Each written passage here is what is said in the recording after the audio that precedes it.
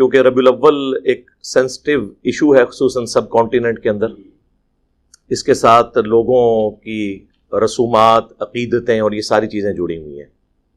ان میں سے کئی چیزیں ٹھیک بھی ہیں لیکن زیادہ تر چیزیں ایسی ہیں جو دین میں خود سے داخل کی گئی ہیں. تو میں انشاءاللہ تعالیٰ یہ آلموسٹ 20 کے قریب سوالات ہیں. میں نے 20 چھوٹے چھوٹے پوائنٹس لکھ دیے تھے جو سوال پوچھے گئے ہیں. میں انشاءاللہ ان کو بریف کر دوں گا. ویسے آج سے آلموسٹ 3 سال قبل مجلس نمبر 34 میری 12 ربیع الاول کے حوالے سے ریکارڈڈ ہے، اور 28 اکتوبر 2018 کو وہ ریکارڈ ہوئی تھی. وہ میری واحد مجلس ہے جو میں نے گرین پگڑی میں ریکارڈ کروائی تھی جان بوجھ کے، اور اللہ تعالیٰ نے اس میں اتنی برکت دی کہ اس کے کلپس جو ہے نا، وہ کئی کلپس جو ہے نا وہ 1 ملین کو کراس کر گئے الحمدللہ. بلکہ آپ 12 ربیع الاول میلاد یہ لکھیں تو بریلوی مکتب فکر جو اس کو زیادہ آن کرتا ہے ان کی ویورشپ اتنی نہیں ہے اپنے کلپس کی جو ہماری ہے. اور اس کی وجہ یہ ہے کہ کوشش کی کہ اصل مقصد تو پیغام پہنچانا ہے، اور ہمیں گرین پگڑی سے بھی کوئی چڑ نہیں ہے. سنن ابی داؤد میں، جامعہ ترمذی میں حدیث موجود ہے. اللہ کے محبوب صلی اللہ علیہ وآلہ وسلم نے 2 سبز چادریں لباس کے طور پر استعمال فرمائیں، اور آپ کا عمومی لباس 2 چادریں ہی ہوتی تھی. ایک یعنی سبز چادر آپ نے تہمت کے طور پہ باندھی ہوئی تھی، اور دوسری اوپر یوں لی ہوئی تھی. تو مکمل لباس سبز پہننا یہ بھی سنت ہے. قرآن حکیم میں جنتیوں کا جو لباس ذکر ہوا ہے وہ سبز رنگ کا ہے. اللہ تعالیٰ کا بھی جو فیورٹ ترین کلر ہے وہ سبز ہے. گرینری دیکھ لیں ساری دنیا کے اندر، وہ اللہ تعالیٰ نے اس کے لیے وہ سبز کلر چوز کیا. تو جب کرتا، شلوار یا چادر اور تہمد یہ سبز پہنی جا سکتی ہے، تو پگڑی بھی لباس کے اندر ہی آتی ہے. تو اس میں اس کی دلیل کوئی ضروری نہیں ہے کہ ایگزیکٹلی سبز کلر کی نبی علیہ السلام نے پگڑی پہنی ہو. پگڑی اپنی اصل میں سنت ہے، وہ کسی بھی رنگ کی پہنی جا سکتی ہے. اس پہ میری کافی ڈیٹیلڈ ویڈیوز ریکارڈ ہیں. لیکن چونکہ نبی علیہ السلام کی عموماً سنت سفید اور بلیک کلر کی پگڑی ہے، اس لیے کوشش کرتے ہیں ہم کہ اسی پہ رہیں. ویسے میں نے اپنی وائف سے کہا ہوا تھا کہ وہ سبز کلر کی جو پگڑی میری پرانی پڑی ہوئی ہے نا، کوئی 3-4 سال پرانی، اس کو دھو دینا. وہ جب میں نے اس سے پوچھا، اس نے کہا مجھے تو یاد نہیں رہا، ورنہ آج میں نے نا سفید کپڑے اور وہ سبز پگڑی پہن کے آیا تھا. پھر میں نے کہا اچھا اس طرح کرتے ہیں، تم پگڑی سفید کر دو اور کپڑے میرے سبز رنگ کے کر دو، کیونکہ مقصد تو بات پہنچانا ہے نا. ہمارے یہاں پہ تو گیٹ اپ کو بڑی اہمیت دی جاتی ہے. گیٹ اپ جس کو وہ سمجھتے ہیں سنت کے مطابق، جب تک وہ نہ ہو اگلی بات سننے کے لیے لوگ تیار ہی نہیں ہوتے. تو ہمیں کوئی ضد نہیں کرنی چاہیے. آپ کو پتہ ہے آلموسٹ آج سے 2 سال پہلے میں نے جو ربیع الاول کی ایک نشست تھی درود شریف سے متعلق 50 سوالات، اس میں تو میں نے باقاعدہ جو ہے وہ نالین مبارک کا بیج بھی لگا لیا تھا یہاں پہ. وہ بھی آپ کلپس دیکھیں اس کے کہاں تک پہنچے ہیں. بات پہنچی ہے نا، اور اس سے کوئی اتنا بڑا مسئلہ نہیں ہو سکتا. اگر جشن دیوبند کانفرنس کا بیج کوئی لگا لیتا ہے، جمعیت اہل حدیث کا کوئی بیج لگا لیتا ہے، ٹھیک ہے، تو یار اگر نالہین کا بیج کسی نے لگا لیا، اس میں کون سی مصیبت ٹوٹ پڑی؟ اس کو آپ اسی طریقے سے ہی سمجھیں. دین کے ساتھ اسے ریلیٹ نہ کریں کہ یہ کوئی دینی ایکٹیویٹی ہے. یہ بات پہنچانے کی ایک حکمت ہے. اچھا، اب وہ سوالات کی طرف میں آتا ہوں. سب سے جو زیادہ سوال عموماً کیا جاتا ہے وہ یہ ہے کہ نبی صلی اللہ علیہ وآلہ وسلم کی پیدائش کا مبارک دن کون سا ہے؟ تو عیسوی اعتبار سے، یعنی جو ہمارا اس وقت کامن ایرا چل رہا ہے، جو آج 17 اکتوبر 2021 ہے، اس سے کہتے ہیں کامن ایرا، CE یا AD بھی کہا جاتا ہے، اینو ڈومینی. ویسے عموماً لوگوں میں مشہور ہے کہ after death of Jesus Christ اس کا مطلب ہے. نہیں، وہ BC کا مطلب تو یہی ہے، بیفور کرائسٹ. یعنی حضرت عیسیٰ کی پیدائش سے پہلے. لیکن اے ڈی کا مطلب یہ نہیں ہے after death of Jesus Christ.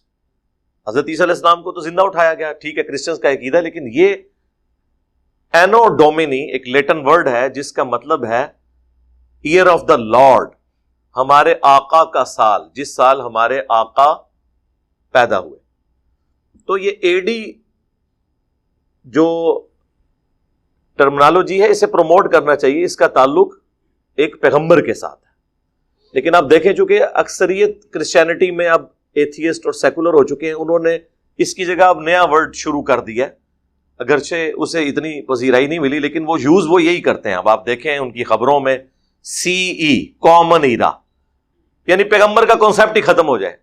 A D تو کوئی دیکھے گا نہیں یار اے ڈی کا مطلب کیا ہے, تو آئے گا جس سال حضرت عیسیٰ پیدا ہوئے, اینو ڈومینی. اس لیے ہم اسی کو پروموٹ کرتے ہیں کہ ہمیں اے ڈی کی ٹرم کو یوز کرنا چاہیے.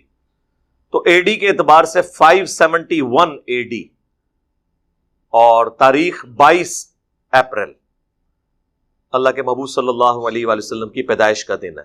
یعنی حضرت عیسیٰ علیہ السلام کی پیدائش کے 570 سال پورے ہونے کے بعد 571 عیسوی میں آپ صلی اللہ علیہ وآلہ وسلم کی پیدائش ہوئی, اور ڈیتھ آپ کی ہوئی 632 عیسوی کے اندر.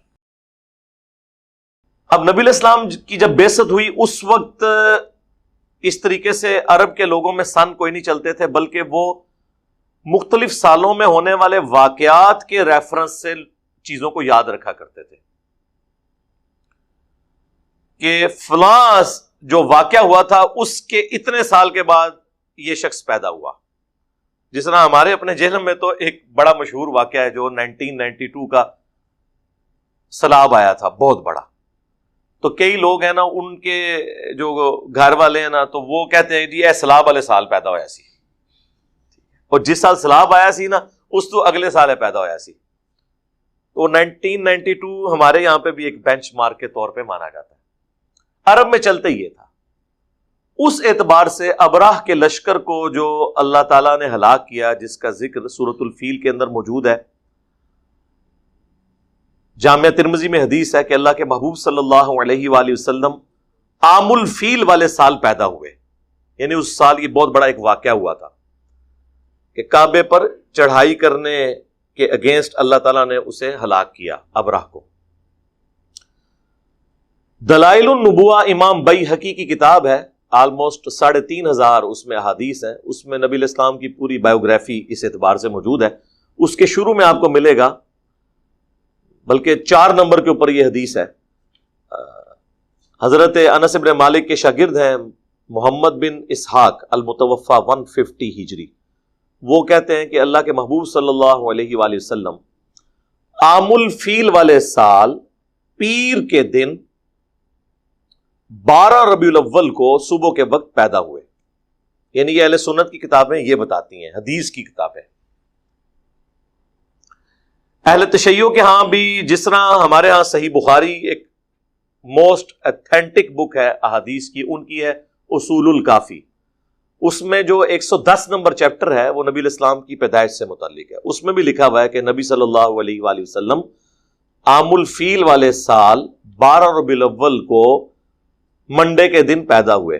لیکن پریکٹیکلی اہل تشیع میلاد جو ہے وہ 17 ربیع الاول کو مناتے ہیں, لیکن ان کی بکس 12 ربیع الاول بتا رہی ہے. یہاں پہ بھی اہل سنت کے ہاں بریلوی مکتب کے جو لوگ ہیں وہ 12 ربیع الاول کو منا رہے ہوتے ہیں. اہل حدیث نے چونکہ منانا نہیں ہوتا تو وہ اس گیم میں ڈالے ہوئے ہیں انہیں کہ یار یہ 12 نہیں 9 ہے. اور دوسری طرف ان کے لیے اپنی بہت بڑی مصیبت ہے کہ احمد بریلوی صاحب نے فتاوی رضویہ میں 8 ربیع الاول پیدائش کا دن لکھ دیا ہے. لیکن انہوں نے کہا چونکہ اب 12 ایک ترویج پکڑ گیا ہے, لہٰذا 12 ہی چلتا رہے, ہے 8 ہے. اور اس سے بڑھ کر ان کے جو پیرانے پیر ہیں شیخ عبد القادر جیلانی, ٹھیک ہے, جن کے اوپر پورے کا پورا تصوف کا سلسلہ انہوں نے کھڑا کیا ہوا ہے, المتوفى 561 ہجری, وہ انہوں نے غنیت الطالبین میں نبی علیہ السلام کے جو پیدائش کا دن اور تاریخ بتائی ہے وہ 10 محرم بتائی ہے. یعنی جو مسلمانوں کے بچے بچے کو پتا ہے وہ چیز شیخ عبد القادر جیلانی کو نہیں پتا تھی، کیونکہ انہیں علم غیب نہیں تھا، پوری امت کو علم غیب ہے۔ یہ کہتے ہیں نا بزرگ جو ہیں دلوں کا حال جان لیتے ہیں، جن بزرگوں کا یہ حال ہے کہ انہیں اپنے پیغمبر کی پیدائش کا مہینہ نہیں پتا، ٹھیک ہے تاریخ میں اختلاف ہے لیکن مہینے کے اوپر تو امت کا اجماع ہے کہ ربیع الاول کا مہینہ ہے، وہ انہوں نے 10 محرم لکھ دیا۔ چلو تاریخ میں غلطی کھا سکتے تھے، اس میں کیوں غلطی کھا دی؟ کتنی حیران کن بات ہے۔ ایون ہندوؤں کی کتابوں سے ڈاکٹر ذاکر نائک نے جو کلکی پرانا ہے اس سے ریفرنس دیا تھا کہ وہاں پہ بھی موجود ہے کہ بہار کے مہینے کے دوسرے عشرے کی 2 تاریخ کو آخری کلکی جو ہیں وہ پیدا ہوئے۔ تو as far as books are concerned, اہل سنت اور اہل تشیع کی جو کتابیں ہیں نا وہ 12 ربیع الاول ہی بتاتی ہیں، لہذا اس تاریخ کے حوالے سے کوئی جھگڑا کرنے کی ضرورت نہیں ہے۔ اب بعض لوگ کہتے ہیں جی محمد بن اسحاق تابعی ہیں، انہوں نے سند پوری بیان نہیں کی ہے، تو ہمارے پاس نبی علیہ السلام کے مبارک زمانے کے سب سے قریب اگر کوئی ریفرنس ملتا ہے نا تو وہ یہی ملتا ہے۔ اب ابن تیمیہ تو آئے ہیں 700 سال بعد، ان کی بات مانیں یا ایک صحابی کے شاگرد کی بات مانیں جب ہمارے پاس کوئی اور دوسری چیز موجود نہ ہو۔ اچھا اب آ جائیں اللہ کے محبوب صلی اللہ علیہ وآلہ وسلم کی وفات کا دن کون سا ہے؟ وہاں پہ بھی دن پہ تو اتفاق ہے کہ منڈے ہے، کیونکہ بخاری مسلم دونوں میں موجود ہے کہ اللہ کے محبوب صلی اللہ علیہ وآلہ وسلم جب آخری دفعہ مسجد نبوی میں آئے اور سیدنا ابوبکر صدیق رضی اللہ تعالیٰ عنہ امامت فرما رہے تھے صحابہ کی، تو حجرے کا جب پردہ ہٹایا تو صحابہ کہتے ہیں کہ قریب تھا کہ ہم حضور کے دیدار شوق میں اپنی نماز توڑ دیتے، لیکن آپ نے مبارک ہاتھوں سے اشارہ کیا کہ اپنی جگہوں پہ رہو۔ پھر آپ اندر چلے گئے اور اسی دن صبح چاشت کے وقت نبی علیہ السلام کی وفات ہوئی۔ یہ بخاری میں بھی ہے، مسلم میں بھی، منڈے کا دن۔ مہینہ بھی ربیع الاول کا، تاریخ کوئی کنفرم نہیں ہے کہ کون سی ہے۔ اب بعض لوگ سوچ رہے ہوں گے ہمارے چھوٹے چھوٹے بچوں کو تاریخیں پتہ ہیں، بھائی اس زمانے میں تاریخیں اس طرح سیف نہیں کی جاتی تھی۔ اگر آپ کو یقین نہ آئے تو آپ کے گھر کوئی بڑا بوڑھا موجود ہے نا، اس سے ذرا اس کی تاریخ پیدائش پوچھ لیں، تو اندازے سے اس زمانے میں شناختی کارڈ پہ بھی اکثر لوگوں کی اندازے سے لکھی ہوئی ہیں، کئی لوگوں کو تو پتہ ہی نہیں ہے۔ اگر آج سے 100 سال پہلے یہ حال تھا تو 1400 سال پہلے کیا صورتحال ہوگی؟ باقی ہم جو لکھتے ہیں یہ اندازے ہی ہوتے ہیں نا، ان زمانوں میں اس طرح عرب کے اندر کلچر نہیں تھا۔ البتہ دنوں کا اعتبار ہوتا تھا کہ منڈے کے دن، جس طرح آپ کو دلائل النبوہ میں ملے گا کہ اللہ کے محبوب صلی اللہ علیہ وآلہ وسلم منڈے کو پیدا ہوئے، منڈے والے دن آپ نے ہجرت فرمائی، منڈے والے دن آپ کی ڈیتھ ہوئی، تو منڈے کے دن کی بڑی اہمیت ہے اس اعتبار سے۔ لیکن تاریخیں اس طرح رپورٹ نہیں ہوئی ہیں۔ البتہ سب کانٹیننٹ میں اہل حدیث حضرات نے اور دیوبند نے مل جل کے بریلویوں کو قابو کرنے کے لیے مشہور کر دیا کہ یہ 12 ربیع الاول نبی علیہ السلام کی وفات کا دن ہے، تاکہ یہ منانا چھوڑ دیں۔ بھئی وہ تو وفات کے دن پہلے ہی عرس کی شکل میں کتنے بزرگوں کے منا رہے ہیں، اس سے تو انہوں نے باز نہیں آنا تھا۔ تو یہ تو انفیئر مینز والی بات ہوئی نا۔ انہوں نے کہا نہیں 9 ہے، انہوں نے کہا ٹھیک ہے آپ 9 کو منا لیں، ہم 12 کو منائیں گے، تو اس طرح تو مسئلہ حل نہیں ہوگا۔ تو اس حوالے سے جب میں خود بریلوی تھا نا، 2001 کی بات ہے، اس زمانے میں نے ایک ریسرچ پیپر لکھا تھا، وہ آج بھی میری ویب سائٹ کے اوپر رکھا ہوا ہے ahlsunnatpak.com پہ، کہ 12 ربیع الاول اللہ کے محبوب صلی اللہ علیہ وآلہ وسلم کا یوم وفات نہیں ہے۔ وہ آج تک رکھا ہے۔ بعض لوگ کہتے ہیں کیوں رکھا ہوا ہے؟ اس لیے کہ بھئی اس تحقیق کے ساتھ ہم آج تک ایگری کرتے ہیں۔ یہ تو نہیں ہے کہ بریلویوں کی ساری باتیں غلط ہیں اور دیوبند کی ساری باتیں غلط ہیں اور اہل حدیث کی ساری باتیں غلط ہیں اور اہل تشیع کی ساری باتیں غلط ہیں۔ اب تو آپ لوگوں کو پتہ چلا ہے کہ شیعہ کی کئی باتیں صحیح نکل آئی ہیں، تو باقی فرقوں کی بھی ٹھیک نکل آتی ہیں۔ تو اس میں نے بخاری مسلم سے ثابت کیا تھا، صحیح بخاری اور صحیح مسلم دونوں میں یہ حدیث موجود ہے جو میں نے بیان کی، نبی علیہ السلام کی وفات کا دن منڈے، مہینہ ہو گیا چلے ربیع الاول، اور سن بھی سب کو پتا ہے 11 ہجری ہے۔ اور بخاری اور مسلم میں یہ حدیث ہے کہ اللہ کے محبوب صلی اللہ علیہ وآلہ وسلم نے جو زندگی میں ایک حج کیا، وہ حج آپ نے کیا 10 ہجری کے اندر، اور جب آپ نے حج کیا تھا اس دن یوم عرفہ، صحیح بخاری اور مسلم میں آتا ہے کہ وہ جمعے کے دن تھا، یعنی 9 ذوالحجہ یوم عرفہ میدان عرفات والا، وہ نبی علیہ السلام نے جس سال حج کیا 10 ہجری میں وہ جمعے کے دن آیا تھا۔ تو ذوالحجہ کے بعد اگلا مہینہ کون سا؟ محرم، پھر سفر، اور پھر ربیع الاول، اور ربیع الاول میں آپ کی ڈیتھ ہو گئی۔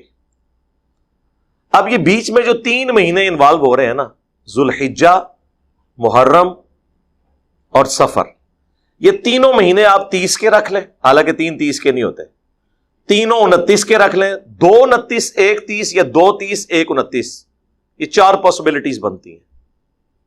کسی بھی صورت ربیع الاول میں جو 12 کی ڈیٹ آ رہی ہے وہ منڈے والے دن نہیں بنتی، جبکہ بخاری مسلم میں ثابت ہے کہ حضور کی ڈیتھ ہوئی ہے منڈے والے دن۔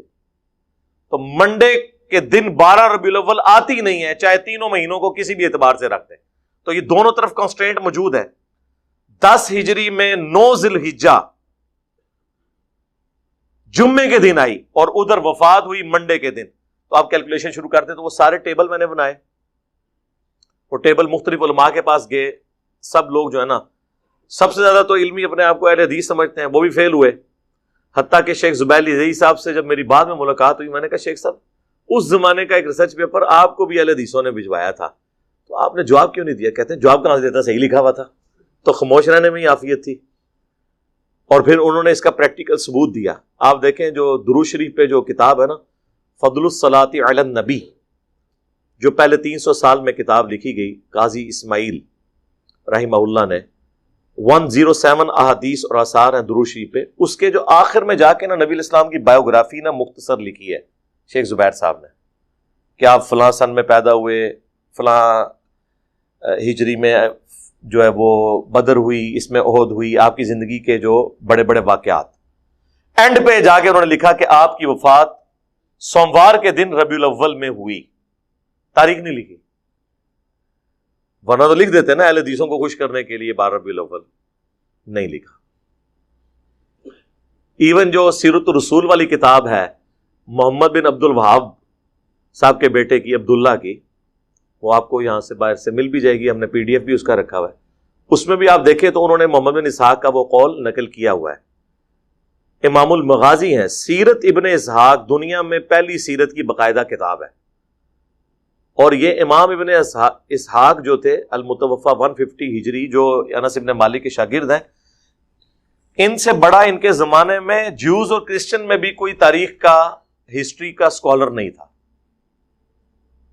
سیرت ابن اسحاق مشہور ہے، اردو میں آ چکی ہے، اسی کی تلخیص کی تھی 100 سال بعد آلموسٹ امام ابن ہشام المتوفا 232 ہجری نے، سیرت ابن ہشام، اور پھر اسی کو بعد میں مختصر کیا محمد بن عبد الوہاب صاحب کے بیٹے نے، عبداللہ بن محمد بن عبد الوہاب، وہ ایک جلد میں، جس میں نے آپ کو جنگ جمل، صفین اور نہروان کے حوالے سے بھی جو ان کا موقف ہے وہ بتایا تھا۔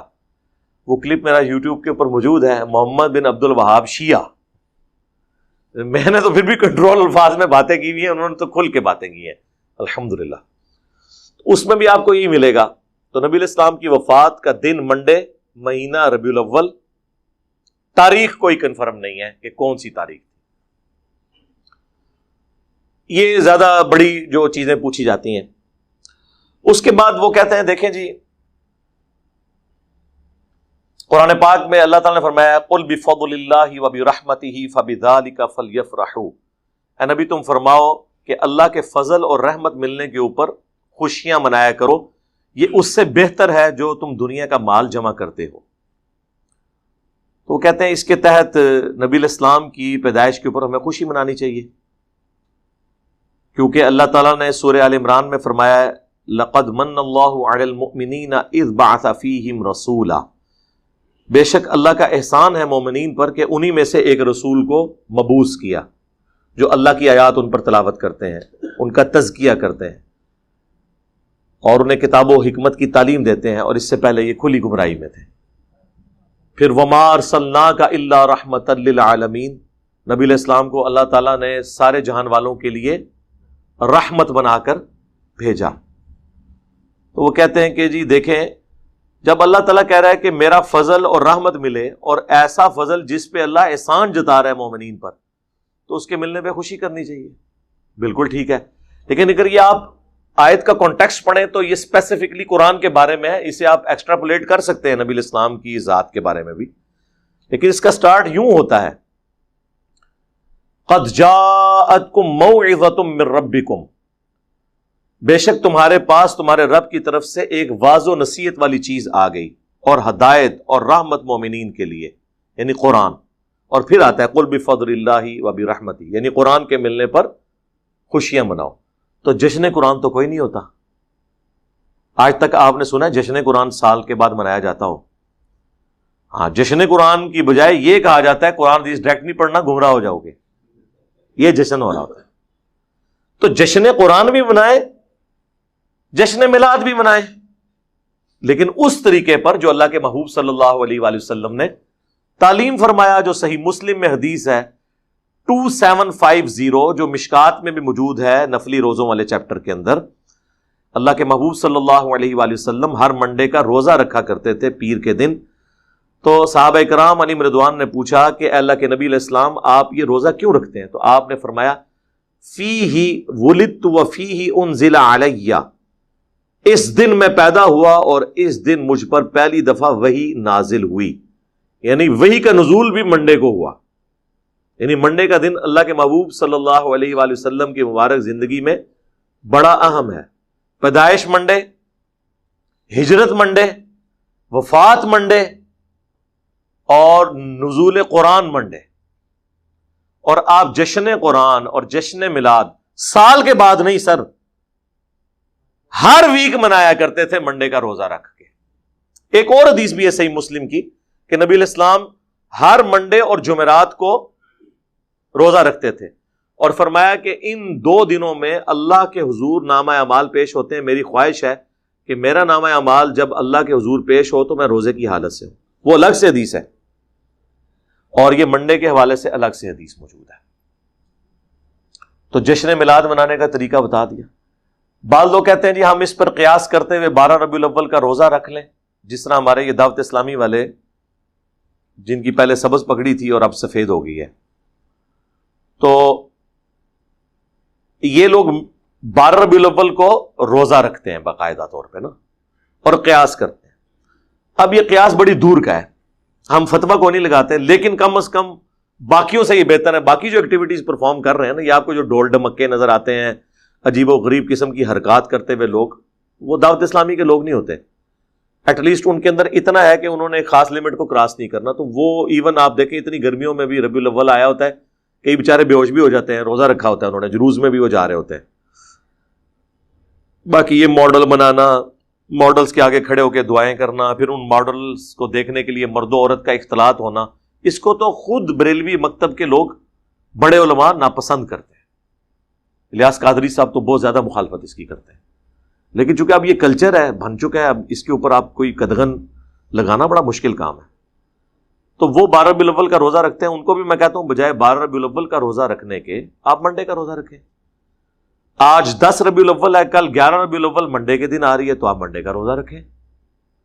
چلے اگر ہر مہینے نہیں رکھ سکتے، ہر ویک نہیں رکھ سکتے، سال میں ایک دفعہ رکھ لیں، تو اس سنت پہ عمل کر لیں۔ اکثر لوگ کہتے ہیں جی اب ہم کیا کریں، پھر کس طریقے سے میلاد منائیں؟ تو ایسے میلاد منائیں۔ تو یہ سنت طریقہ ہو گیا۔ اب رہ گیا مروجہ جو طریقہ ہے، جلوس، جھنڈیاں، لائٹنگ، اور وہ عربیوں والے لباس پہنے ہوتے ہیں، لکڑی کی تلواریں اٹھائی ہوتی ہیں۔ آپ پنڈی میں تو چلے جائیں تو وہاں تو آپ کو ایسا ایسا رنگ نظر آئے گا۔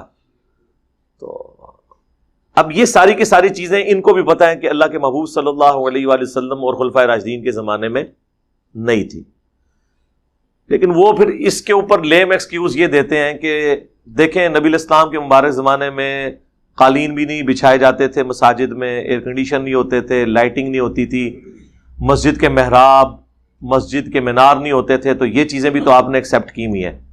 ان میں سے کوئی بھی چیز ہم نے دین کے طور پہ ایکسیپٹ نہیں کی ہے، دین کو سپورٹ کرنے کے اعتبار سے کی ہے۔ اصل دین اپنی جگہ ہے، یہ نہیں ہوا کہ لائٹنگ سے اور قالین بچھانے سے اور ایک ایئر کنڈیشن لگانے سے نماز کا طریقہ بدل گیا ہو کہ قیام کی جگہ رکوع کرنا شروع کر دیں اور رکوع کی جگہ سجدہ اور سر جو ہے وہ ہاتھ میں باندھنا شروع کر دیں. وہ اصل دین اپنی جگہ پہ ہے. آپ بھی منڈے کے دن کا روزہ رکھیں, اس روزے کو آپ کھجور سے افطار کرنا چاہتے ہیں کریں, اس کے بعد آپ نے بریانی کھانی ہے, اگرچہ بریانی کا ثبوت نبی علیہ السلام کے زمانے میں نہیں ہے تو آپ کھائیں, اے سی والے کمرے میں بیٹھ کے کھائیں, ہم آپ کو کچھ نہیں کہیں گے, کیونکہ اصل اپنی جگہ موجود ہوگی. دین کی اصل اپنی جگہ پہ ہونی چاہیے, اس کو سپورٹیو چیزیں ہو سکتی ہیں. جس طرح امام بخاری امام مسلم نے دین کی اصل کو اپنی جگہ رکھا ہے. یہ کتابیں صحابہ نے تو نہیں لکھی, لیکن انہوں نے احادیث کو جمع کیا, تو دین اصل میں اپنی جگہ پہ تھا. ہماری یہ ویڈیو بن رہی ہے, یہ دین اصلی جگہ پہ موجود ہے. یہ ایک طریقہ ہے. لوگ ہوائی جہاز پہ حج کرنے کے لیے جاتے ہیں, ایک طریقہ ہے. الیکٹرانک کاؤنٹر کے اوپر تسبیحات کو شمار کرنا, یہ ایک طریقہ ہے. لیکن تسبیحات وہی ہیں جو نبی علیہ السلام نے تعلیم فرمائی, اور اس کی اصل ہے وہ حدیث صحیح مسلم کی کہ جس نے اسلام میں اچھی سنت کو جاری کیا, جتنے لوگ اس پر عمل کریں گے اس کا ثواب اسے ملے گا, اور عمل کرنے والوں کے اپنے ثواب میں بھی کمی نہیں ہوگی. اور جس نے اسلام میں بری سنت کو جاری کیا, جتنے لوگ اس پہ چلیں گے اس کا وبال سب کا جمع کر کے اس شخص پہ ہوگا, اور ان کا اپنا وبال بھی کم نہیں ہوگا. یہ بدعت حسنہ اور سنت حسنہ کا فرق آپ سمجھ لیں. یہ سنت حسنہ ہے, بدعت حسنہ نہیں ہے. پھر سے کوئی پوچھے نا کہ بری بدعت کون سی ہے, پھر کہتے ہیں جو بھی ہم بدعت ذکر کریں کہتے ہیں یہ اچھی بدعت ہے. ہم کہتے ہیں بری بدعت, اللہ کے فضل سے آج تک کوئی بری بدعت کی مثال دے نہیں سکا. وہ مثالیں وہ چیزوں کی دیں گے جو آلریڈی اسلام میں حرام ہے. وہ کہتے ہیں جی بری بدعت یہ ہے کہ عورتیں بے پردہ ہو کے میلاد کے جلوس میں آ جائیں. تو یہ بدعت تو نہیں میرے بھائی, عورتوں کا بے پردہ ہونا ویسے ہی منع ہے. جو آلریڈی شریعت میں کام منع ہے ان کو کوئی پرفارم کرتا ہے, اس کو آپ بدعت تو نہیں کہیں گے, وہ تو حرام کام ہے. تو ان کو مثال کوئی نہیں ملتی. بھائی بخاری مسلم میں واضح حدیث ہے, من احدث فی امرنا ھذا فہو رد, جس نے ہمارے دین جو ہم نے تعلیم کیا ہے اس میں کوئی چیز خود سے داخل کر دی وہ مردود ہے. پھر اکثر آپ کو کہیں گے منع کدھر ہے؟ جی منع ہے, صحیح مسلم میں 2005 نمبر حدیث ہے. اللہ کے محبوب صلی اللہ علیہ وآلہ وسلم جب بھی تقریر کرتے آپ کی آنکھیں سرخ ہو جاتی, آواز بلند ہو جاتی, غصے میں اضافہ ہو جاتا, جیسے کوئی جرنیل اپنی فوج کو تیار کر رہا ہو. یعنی جس سٹائل میں گفتگو کرتا ہوں, کہتے ہیں غامدی صاحب کی طرح بولا کریں, تو وہ غامدی صاحب کی سنت ہے. میں تو اس شخص کی سنت پہ چلتا ہوں جس کی قبر مدینے میں ہے. مسلم شریف ہے سر, مولانا شریف نہیں. آنکھیں سرخ ہو جاتی, آواز بلند ہو جاتی, غصے میں اضافہ ہو جاتا, گویا کہ ایک جرنیل اپنی فوج کو تیار کر رہا ہو. تو مڑ مڑ کرنے سے دنیا میں چینج نہیں آئی ہے. مڑ مڑتے 1200 سال تو لوگ کر رہے سن. ایک انجینئر کیا آیا ہے, ساری تبدیلی آئی ہے. اس کی وجہ یہ ہے کہ یہ سنت سٹائل ہے اس طریقے سے گفتگو کرنا. ٹھیک ہو گیا؟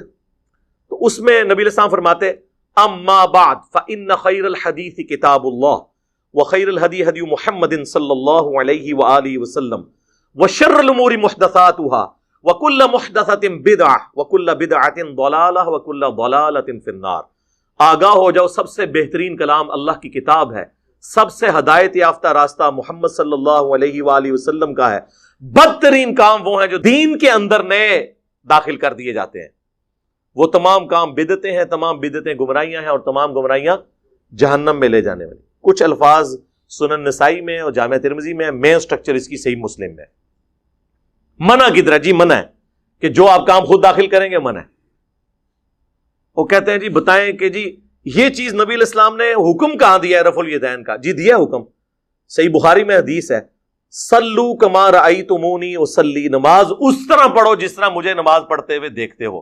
اور اس حدیث کے راوی ہیں مالک بن حویرث, اور وہ خود حدیث میں بخاری اور مسلم میں رفع الیدین کے ساتھ طریقہ سکھا رہے ہیں. اب مجھے بتائیں, جب جنرل بات ہو رہی ہے, صحیح مسلم میں حدیث ہے اللہ تعالیٰ نے مجھے جوامع کلمات کے ساتھ مبعوث کیا ہے. اب آپ نے ایک ایک چیز تو نہیں کہنی کہ میں حکم دیتا ہوں یہ کرو, پھر میں حکم دیتا ہوں یہ کرو. آپ نے جنرل کہہ دیا, جس طرح میں نماز پڑھتا ہوں اس طرح نماز پڑھو. اور جو صحابی یہ روایت کر رہا ہے وہ نماز پڑھنے کا طریقہ بتا رہا ہے, تو ہر چیز وہ فنکشن سب کے اوپر اپلائی ہو گیا. یہاں پہ بھی جب آپ نے فرمایا کہ جو کام بھی دین میں داخل کیا گیا وہ بدعت ہوگی, تو سنت حسنہ وہ جائز ہے، میں نے بتایا، صحیح بخاری بدعت حسنہ نہیں، سنت حسنہ، اور اس کی اصل وہ صحیح مسلم کی حدیث کہ جس نے اسلام میں اچھی سنت کو جاری کیا. وہ پوری حدیث نہیں پڑھتے، اس میں ہے کہ نبی علیہ السلام کے پاس کچھ غریب اصحاب آئے، ان کی غربت دیکھ کے نبی علیہ السلام کے چہرے پر ناگواری کے آثار آئے، آپ بڑے غمگین ہوئے، آپ نے مسجد میں ممبر لگوا کر خطبہ دیا، اور پھر آپ علیہ السلام نے انفاق فی سبیل اللہ سے متعلق آیات تلاوت کی، اور پھر کہا کہ اپنے آپ کو بچا لو جہنم کی آگ سے، خواہ ایک کھجور ہی صدقہ کرو. اور اس ترغیب دلانے پر لوگ اپنے اپنے گھروں کو گئے. ایک انصاری گھر گئے، انہوں نے ایک بہت بڑے بورے کے اندر، بزرگوں کی کتابیں نہیں، اپنے گھر کا سامان اس میں جمع کیا، اور وہ صحابہ کہتے ہیں بڑی مشکل سے وہ گھسٹتے ہوئے مسجد میں آ کے، اس مسجد کے سین میں جب انہوں نے بورا رکھا نا، باقی لوگ اتنے امپریس ہوئے کہ یار یہ تو بندہ ایک بالکل لوور مڈل کلاس کا بندہ اور اتنا سامان اٹھا کے لے آیا. تو سب کو ہمت ہوئی، سب اپنے گھروں میں گئے، حتیٰ کہ صحیح مسلم کے الفاظ ہیں، نبی علیہ السلام کا مبارک چہرہ جو ہے وہ سونے کی طرح اور سورج کی طرح چمکنا شروع ہو گیا خوشی سے، جو تھوڑی دیر پہلے اتنی ناگواری تھی کہ یار یہ لوگ اتنا انفاق کر رہے ہیں. وہاں پھر آپ نے فرمایا جس نے اسلام میں اچھا طریقہ جاری کیا، یعنی کس نے؟ اس انصاری صحابی نے جو بارش کا پہلا قطرہ بنا. لہذا امام مالک بارش کا پہلا قطرہ بنے کہ انہوں نے الموطا امام مالک ایک باقاعدہ حدیث کی کتاب لکھی. شاہ ولی اللہ دہلوی بارش کا پہلا قطرہ بنے کہ انہوں نے قرآن کو ٹرانسلیٹ کیا فارسی زبان کے اندر. تو اس طریقے سے جو بھی اپنے اپنے زمانے میں یہ کام کرتا ہے اس کے لیے وہ اجر ہے. تو یہ دو چیزوں کو مکس کر دیتے ہیں، بدعت حسنہ اور چیز ہے، سنت حسنہ اور چیز ہے. تو بدعت حسنہ کوئی چیز نہیں ہوتی ہے، بدعت ہی ہوتی ہے. حسنہ اور سیئہ کا فرق سنت کے اعتبار سے، طریقے کے اعتبار سے. تو یہ بھی اکثر لوگ چونکہ پوچھ رہے ہوتے ہیں، اس لیے میں نے اس کو ساتھ بریف کر دیا. تو وہ بعض اوقات دو پھر مثال دیتے ہیں، جی آپ اقبال ڈے بناتے ہیں، قائد اعظم ڈے مناتے ہیں، اپنے بچوں کے برتھ ڈے مناتے ہیں، تو نبی کا برتھ ڈے مناتے ہوئے آپ کو تکلیف ہوتی ہے. نہیں جناب، ایسا نہیں ہے. رسول اللہ صلی اللہ علیہ وآلہ وسلم چونکہ ایک ریلیجس پرسنالٹی ہیں، آپ کے ساتھ کوئی ایسا عقیدہ منسوب نہیں کیا جائے گا جو آپ کی اجازت کے بغیر ہو رہا ہوگا، کیونکہ وہ پھر وہ دین بن جائے گا. ڈاکٹر اقبال یا محمد علی جناح یا اور پرسنالٹیز، ان کو ہم اپنے پولیٹیکل لیڈرز کے طور پر لے رہے ہوتے ہیں، مذہبی پیشوا کے طور پہ تو نہیں لے رہے ہوتے. تو نبی علیہ السلام کی پرسنالٹی تو ایک سینسٹیو ایشو ہے نا کہ ہم ان کے ساتھ کوئی چیز ریلیٹ کریں. اور پھر اگر آپ علیہ السلام کے ساتھ کوئی چیز ایسی ریلیٹ کر رہی ہے تو سب سے زیادہ سمجھدار اور عاشقان رسول کون ہے؟ صحابہ اور اہل بیت، اور ان میں بھی سب سے بڑھ کر خلفائے راشدین، جن کے بارے میں جامعہ ترمذی میں، سنن نبی داؤد میں حدیث موجود ہے، میرے بعد تم دین میں نئی نئی بدعتیں دیکھو گے، ان سے بچنا. علیکم بسنتی و سنت الخلفاء الراشدین المہدیین، تم پر میری سنت اور میرے خلفائے راشدین ہدایت یافتہ کی سنت لازم ہے. تو ہم معصومانہ سوال جب ان سے کرتے ہیں کہ بتائیں کہ جب مولا علی کوفہ شفٹ ہو گئے، دارالخلافہ انہوں نے کوفہ شفٹ کر دیا، اور مولا علی وہ ہیں کہ جو 3 خلفاء کے ساتھ نائب کی حیثیت سے رہے اور چوتھے نمبر پہ خود خلیفہ بنے. کوئی حدیث کوئی چھپی رہ گئی تھی تو ان تک تو پہنچ گئی. تو جو 5 سال کوفے میں مولا علی رہے، تو وہ جو 5 سال 12 ربیع الاول کا دن آتا تھا، اس میں جو مولا علی جلسہ کرواتے تھے کوفے کی بڑی جامع مسجد کے اندر، اس میں مہمان خصوصی کون ہوتا تھا؟ یہ آگے سے کہیں گے ایک کرتا ہے سوال، جی اس نہیں ہوئے گا جو تسی کر کے ساڑھے عشق نو چیلنج کرو گے، پھر اسی تے انج ہی پوچھاں گے کہ مولا علی جو ہے وہ نعت کس سے پڑھواتے تھے کوفے کی جامع مسجد میں. تو آپ کو چہرہ لٹکا کے کہ جی اس زمانے سے کچھ نہیں سے ہوتا. تو جو کام اس زمانے میں نہیں ہوتا تھا وہ آپ شروع کر کے اور اس کی بنیاد پہ باقی تمام مکاتب فکر کو گستاخ ڈکلیئر کریں، اور جب جوڈیشری میں بات پیش ہو، یعنی ہماری عدالت میں، تو کہیں کہ نہیں جی ہم تو اس سے مستحب سمجھتے ہیں، اگر کوئی نہیں کرتا ہم اسے کوئی گستاخ نہیں کہتے. تو سر پھر آپ یہ شعر جگہ جگہ لکھ کے کیوں لگاتے ہیں؟ نثار تیری چہل پہل پر ہزاروں عیدیں اے ربیع الاول، سوائے ابلیس کے جہاں میں سبھی تو خوشیاں منا رہے ہیں. یہ مفتی احمد یار خان نعیمی صاحب، جن کا مزار گجرات میں ہے، جنہوں نے جال حق کتاب لکھی ہے، ان کا یہ شعر ہے. آپ نے پوری امت کو ابلیس بنا دیا. صحابہ، تابعین، تبع تابعین کے مبارک دور میں جتنے مسلمان ہیں ان کو ابلیس کہہ دیا، کیونکہ وہ آپ کے طریقے پہ تو میلاد نہیں مناتے تھے. تو وہ تو وہی طریقہ تھا جو صحیح مسلم میں ہے 2750، فیہ ولدت وفیہ انزل علیہ میں پیر کا روزہ اس لیے رکھتا ہوں کہ اس دن میں پیدا ہوا اور اس دن مجھ پر پہلی وہی نازل ہوئی. تو بتائیں پھر مولا علی نے کس طریقے سے میلاد منایا ہے. پھر آپ کو یہ ڈھیلا سا منہ بنا کے بتائیں گے کہ جی ہاں جی وہ اعلیٰ حضرت نے بھی فتاوی رضویہ میں لکھا ہے, ہمارے بزرگ بھی بتاتے ہیں کہ ایک ایوبی بادشاہ تھے, اہل سنت تھے. یہ اہل حدیث جو کہتے ہیں نا شیعہ نے شروع کروایا, شیعہ نے نہیں شروع کیا. آپ گوگل میں بھی جا کے لکھیں تو پوری ہسٹری اس کی آ جائے گی آپ کو, ویکیپیڈیا کے اندر. یہ ایک سنی بادشاہ تھے, الملک المظفر. ایوبی سلطنت جو چلی تھی نا, اب تو ارطغرل ڈرامے میں آپ کو پتہ چل گیا ہوگا ایوبی اور عثمانی وہ والے فرق وہ بھی اس میں بتا رہے ہیں. ایوبی سلطنت کے یہ ایک تھے بادشاہ, 630 ہجری میں فوت ہوئے ہیں اور عیسوی اعتبار سے 1033 عیسوی, آج چل رہا ہے یہ 2021, تو آلموسٹ آپ سمجھ لیں 1000 سال پہلے کی بات ہے. تو انہوں نے 604 ہجری کے اندر پہلی دفعہ ان کو کسی نے, ظاہر ہے جی جب آپ کو کرنے کو کوئی کام نہ ہو تو پھر کوئی نہ کچھ چیز سوچتی ہے, تو انہوں نے 12 ربیع الاول کے دن علماء کو جمع کیا اور محفل نعت اور وہ جو صوفیاء کا وہ طریقہ ارطغرل ڈرامے میں آپ دیکھ رہے ہیں, وہ ناچ کود کے جو وہ ذکر کرتے ہیں وہ, اور جناب کھانے اور پکوان بڑے پکوا کے تو علماء کا اکرام مسلم کیا. تو ظاہر اب علماء نے کہا کہ لو جی سال بعد یہ بھی روٹی ہماری کھل گئی. تو ان میں سے ایک مولوی نے ایک کتاب لکھ دی میلاد کے ثبوت پہ, یعنی کام وہ اس زمانے میں شروع ہوا اور اس میں ثبوت پہ آ گئی. اچھا اب وہ شروع ہو گیا, ظاہر ہے اس زمانے میں تو نیا کام تھا, لوگ مخالفت کرتے تھے, لیکن آج تو 1000 سال پرانا ہو چکا ہے. تو یہ کہتے ہیں پرانے بزرگوں کو انجینئر برا کہتا ہے. میں پرانوں کو نہیں برا کہتا, میں درمیانوں کو کہتا ہوں. آج سے 1000 سال پہلے پرانا کیسے ہو گیا؟ 1000 سال بعد تو میں بھی پرانا ہو جاؤں گا.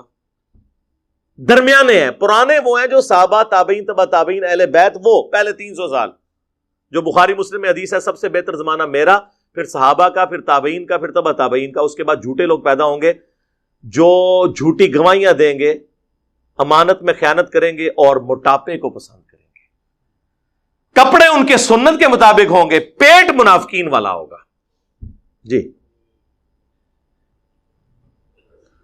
سورہ محمد میں آئے یہ ایسے کھاتے ہیں جس طرح جانور کھاتے ہیں, اور سورۃ المنافقون میں آیا نبی ان کے جسموں کو دیکھو تمہیں تعجب میں ڈال دے.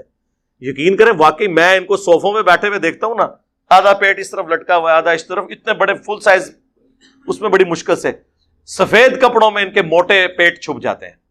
کسی کو بیماری ہو علیحدہ بات ہے, لیکن سارے تو نہیں بیمار ہو گئے. یار تارج میر صاحب بھی ہیں نا, ان کا تو پیٹ نہیں نکلا ہوا. تو یہ کیا ہوا کہ جو بھی عالم بنتا ہے تو بیمار ہو جاتا ہے پیٹ کے اعتبار سے, کھاتے ہی بہت ہے زیادہ تر. تو وہ روٹی روزی ان کی کھل گئی اور وہ پھر سلسلہ ایسا شروع ہوا. پھر جلتی پہ تیل کا کام کیا سلطنت عثمانیہ نے, یہ ارطغرل صاحب کی اولاد نے. انہوں نے 1588 عیسوی کے اندر, آج سے آلموسٹ آپ سمجھ لیں 600 سال پہلے یا 500 سال پہلے کہہ لیں, انہوں نے سلطنت عثمانیہ جو 3 براعظموں میں پھیلی ہوئی تھی, سرکاری سطح کے اوپر 12 ربیع الاول کی چھٹی ڈکلیئر کر دی. وہاں سے پھر اسے اور تقویت مل گئی اور وہ سلسلہ اب تک چلتا آیا. اور اسی کی باقیات یہ ہیں کہ پاکستان میں پھر 12 ربیع الاول کی چھٹی ہوئی اور یہ سارے کے سارے معاملات اس طریقے سے چلے. یہ اس کی پوری ہسٹری ہے جس کا تعلق صحابہ تابعین تبع تابعین بعد کے لوگوں, پہلے آپ سمجھ لیں 600 سال کے لوگوں کے ساتھ اس کا کوئی تعلق نہیں ہے. اور یہ 7ویں صدی جو ہے نا, یہ مسلمانوں کے اوپر افتاد بن کے ٹوٹی ہے. گنبد خضرا بھی 7ویں صدی ہجری میں رکھا گیا اور یہ خود اعلیٰ حضرت بھی لکھ رہے ہیں. بلکہ آپ کو وفا ایک کتاب ہے علامہ سمودی المتوفا 911 ہجری کی, جو تاریخ مدینہ پہ دنیا میں اتھینٹک ترین بک مانی جاتی ہے. اردو ترجمہ اس کا ہو چکا ہے. پوری اسلامک ہسٹری ہے مدینے کی, صرف مدینہ شریف کی, 400-500 صفحوں پہ وہ کتاب ہے. اس میں گنبد خضرا کی ہسٹری لکھی ہے کہ 678 ہجری میں نبی الاسلام کی وفات کے 650 سال کے بعد یہ لکڑی کا گنبد لا کے قبر رسول کے اوپر رکھا گیا ایک فاطمی بادشاہ نے. اور جب رکھا گیا, جس وزیر نے مشورہ دیا تھا, لوگوں نے اس کے لیے بددعائیں کی، حتیٰ کہ اسے معزول کر دیا گیا اور لوگوں نے کہا کہ اسے سزا ملی ہے اس کام کی جو اس نے یہ الٹا مشورہ دیا تھا۔ آج سعودی حکومت کی جرت نہیں کہ اس گنبد کو ہٹا سکے۔ شیخ البانی آخری وقت تک سعودی حکومت کے خلاف رہے اس مسئلے میں۔ شیخ البانی کو انہوں نے سعودیہ سے نکال دیا۔ انہوں نے کہا یار یہ تم نے کیا جواز پرووائڈ کیا ہوا ہے؟ لوگ کہتے ہیں جی آپ گنبد ہٹا دیں گے تو قبر مبارک ننگی ہو جائے گی۔ نعوذ باللہ، قبر مبارک تو حجرے سیدہ عائشہ میں ہے سلام اللہ علیہا، وہ ننگی نہیں ہوگی نا، وہ پہلے ننگی تھی۔ گنبد ہٹانے سے کوئی فرق نہیں پڑنا، لیکن پوری دنیا میں جواز اس کو بنایا ہوا انہوں نے، اس چیز کو جو 650 سال کے بعد ہوئی ہے۔ صحابہ کرام سونے کا گنبد رکھ دیتے، لیکن صحیح مسلم کی حدیث، میں تمہیں منع کرتا ہوں قبروں پہ عمارتیں مت بناؤ، قبروں کو پکا مت کرو اور قبروں پہ مت بیٹھو، نہ مجاور بن کے بیٹھنا نہ فزیکلی بیٹھنا۔ ورنہ صحابہ کے دور میں قبۃ الصخرہ، ڈوم آف دا راک، یروشلم میں اس چٹان پہ جس چٹان سے نبی علیہ السلام معراج کے لیے تشریف لے گئے، عبد الملک بن مروان کے دور میں، یہ آلموسٹ آپ سمجھ لیں 78 ہجری کے اراؤنڈ اباؤٹ یہ گنبد بنایا انہوں نے۔ اتنا بڑا گنبد، گنبد خضرا تو اس کے مقابلے میں بہت چھوٹا ہے۔ گنبد بنانے کی ٹیکنالوجی تو قبل از مسیح ہے۔ یہ آیا صوفیہ جو استنبول میں اب انہوں نے کھولا ہے، یہ نبی الاسلام کی پیدائش سے پہلے کا بنا ہوا ہے، تو ذرا اس کا گنبد دیکھیں، گنبد خضرا جیسے درجنوں گنبد ہوں، اس سے بڑا اس کا ایک ڈوم ہے۔ اور جب دنیا کی سپر پاور حضرت عمر کے زمانے میں مسلمان بن چکے تھے تو ایک گنبد حضور کی قبر مبارک پہ کیوں نہیں رکھ دیا؟ ان کو پتا تھا یہ منع ہے، یہ ہے کتابوں کا دین۔ تو اسی لیے ہم عرض کرتے ہیں کہ مرنے سے پہلے اے مسلمان کر لے اس پہ غور، کتابوں کا خدا اور ہے، بابوں کا خدا اور، کتابوں کا نبی اور ہے، بابوں کا نبی اور، کتابوں کا دین اور ہے، بابوں کا دین اور۔ بابے بھی اسی دین، اسی رب کو، اسی پیغمبر کو مانتے ہیں، لیکن ان کوالٹیز کے ساتھ نہیں جو کتابوں میں رپورٹ ہوئی ہیں، وہ ان کوالٹیز کے ساتھ مانتے ہیں جو ان کے بابوں نے رپورٹ کی۔ اب ہم تو پیار محبت سے سمجھا ہی سکتے ہیں، غصہ نہیں کسی پہ کھا سکتے، ان چیزوں کو لوگ پھر جذبات کے ساتھ جوڑ لیتے ہیں۔ تو یہ مروجہ ساری چیزیں جو ہے نا، یہ اس طریقے سے ہیں، جو چیزیں بعد میں شروع ہوئی ہیں اس کے اوپر کسی کے اوپر قدغن لگانا۔ باقی اس کو میں مانتا ہوں کہ اس پہ اجماع امت ہو چکا ہے۔ المستدرک للحاکم میں حدیث ہے، میری امت کبھی بھی گمراہی پہ جمع نہیں ہوگی، جماعت پہ اللہ کا ہاتھ ہے۔ المعجم الکبیر طبرانی میں بھی یہ حدیث موجود ہے کہ پوری امت جب کسی بات پہ متفق ہوگی تو وہ اللہ کی مرضی سے ہوگی، یہ امت گمراہ نہیں ہوگی۔ ہاں اگر کسی ایک گروہ کی مخالفت آ جاتی ہے پھر وہ اجماع امت نہیں ہوگا۔ یہاں تک اجماع ہو چکا ہے کہ ربیع الاول کے مہینے میں نبی علیہ السلام سے متعلق پوری دنیا کے اندر سیمینارز، پروگرام کیے جاتے ہیں۔ ایون وہ آپ دیکھیں یہاں پہ اہل حدیث بھی امام الانبیاء کانفرنس کر رہے ہیں، دیوبندی سیرت النبی کانفرنس کر رہے ہیں، بریلوی میلاد مصطفیٰ کانفرنس کر رہے ہیں، اہل تشیع بھی کر رہے ہیں۔ پروگرام نبی علیہ السلام کی سیرت کو، آپ کی صورت کو، آپ کے معجزات کو ذکر کرنا، آپ علیہ السلام کی شخصیت کی کوالٹیز کو ذکر کرنا، اس مہینے کے اندر جمعے کے خطبوں میں تمام مکاتب فکر کے لوگ یہ ساری چیزیں کرتے ہیں، یہ بالکل درست ہے، یہاں تک اجماع ہے۔ باقی یہ جو ایگزیکٹلی 12 ربیع الاول کے دن کو ٹارگٹ کر کے جھنڈیاں، جلوس، لائٹنگ، اس اعتبار سے جو کچھ کیا جا رہا ہے نا، اس کے اوپر کوئی اجماع نہیں ہوا۔ بس میں اشارے سے ہی بات کر سکتا ہوں تاکہ آپ کو بات سمجھ آ جائے۔ اس کے اوپر پھر وہ یہ بھی کہتے ہیں کہ قرآن میں اما بنعمت ربک فحدث، پس اپنے رب کی نعمتوں کا خوب چرچا کرو۔ وہ کہتے ہیں جی چرچا تو سڑکیں بند کیے بغیر ہوگا ہی نہیں، بدواواں ملن گی تو چرچا نہیں ہوئے گا۔ جب لوگ جو ہیں وہ ہاسپٹل جانے سے رہ جائیں گے، میں تو 10 محرم کا جلوس ہو، 12 ربیع الاول کا جلوس ہو یا دیوبندیوں کا 1 محرم کا جلوس ہو، میں کسی بھی جلوس کے حق میں نہیں ہوں سوائے کنٹرول انوائرمنٹ میں کسی میدان کے اندر، کسی گراؤنڈ کے اندر کوئی چھوٹا موٹا پروگرام کر لیں۔ کیوں آپ لوگوں کو تکلیف میں ڈال رہے ہیں؟ کیا امیج آپ دے رہے ہیں پوری دنیا میں اسلام کا اس طریقے سے؟ اب آپ دیکھ لیں، ہم نے شکر کیا تھا یار افغانستان کے اندر کوئی صورتحال بہتر ہوئی ہے۔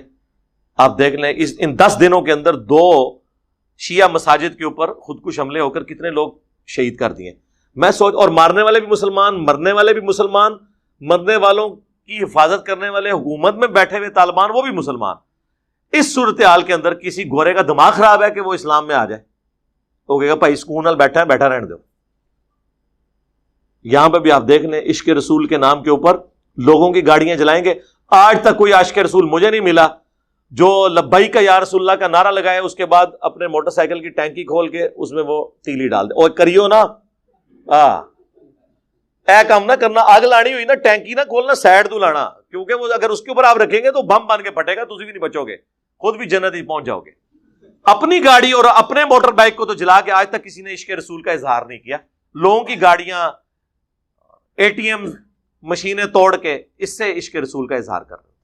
تو اظہار کا طریقہ نبی علیہ السلام نے بتا دیا. 2750 فیہ ولدت وفیہ انزل علیہ, میں پیر کا روزہ اس لیے رکھتا ہوں اس دن میں پیدا ہوا, اس دن مجھ پہ پہلی وحی نازل ہوئی. پھر وہ کہتے ہیں کہ دیکھیں جی صحیح بخاری میں ایک حدیث موجود ہے کہ ابو لہب کی ایک لونڈی تھی سویبہ. ویسے اردو میں ہم صوبیہ بولتے ہیں, یہ لفظ سویبہ ہے. جیسے ہم سلیم لفظ اردو میں بولتے ہیں, یہ لفظ ہے سلیم. تو کہتے ہیں وہ جو لونڈی تھی نا جس نے نبی علیہ السلام کو دودھ بھی پلایا بچپن میں,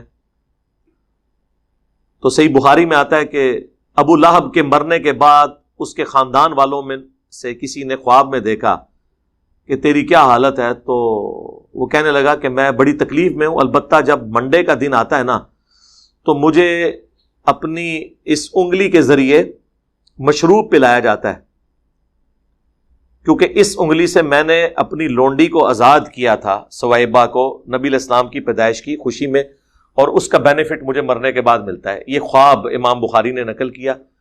اگرچہ یہ بے سند ہے لیکن ہم اس بحث میں پڑھتے ہی نہیں, ہم کہتے ہیں اس کو ٹھیک بھی مان لیں. ابو لہب نے نبی علیہ السلام کی خوشی پیغمبر کی حیثیت سے نہیں منائی تھی, اپنے بھتیجے کی حیثیت سے, چونکہ آپ کی شخصیت بہت بڑی ہے, اس کو مرنے کے بعد تھوڑا بہت بینیفٹ مل گیا.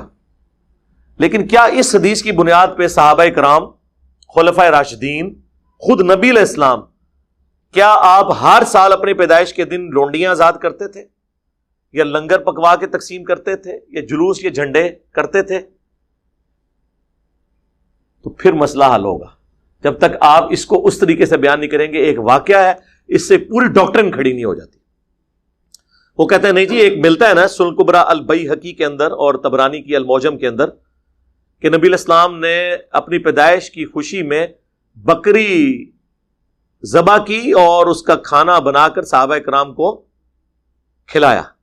ہم کہتے ہیں میرے بھائی ایسی کوئی حدیث نہیں ہے.